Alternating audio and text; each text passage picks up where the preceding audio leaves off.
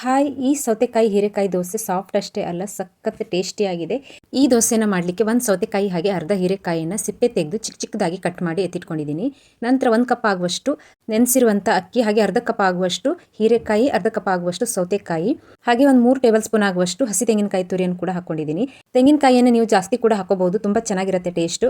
ನಂತರ ಸ್ವಲ್ಪ ನೀರು ಹಾಕಿಬಿಟ್ಟು ಇದನ್ನು ನುಣ್ಣಗೆ ರುಬ್ಕೋಬೇಕು. ನೋಡಿ, ಈ ರೀತಿಯಾಗಿ ಇರಬೇಕು, ತುಂಬ ತೆಳುವಾಗೂ ಕೂಡ ರುಬ್ಕೋಬಾರ್ದು.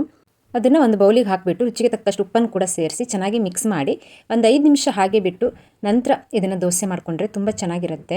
ಇಮಿಡಿಯೇಟ್ ಆಗಿ ದೋಸೆ ಮಾಡ್ಕೊಳ್ಳೋದಕ್ಕಿಂತ ಒಂದು 5ರಿಂದ 10 ನಿಮಿಷದವರೆಗೂ ಹಾಗೆ ಬಿಟ್ಟು ದೋಸೆ ಮಾಡಿಕೊಂಡ್ರೆ ದೋಸೆ ತುಂಬ ಚೆನ್ನಾಗಿ ಬರುತ್ತೆ.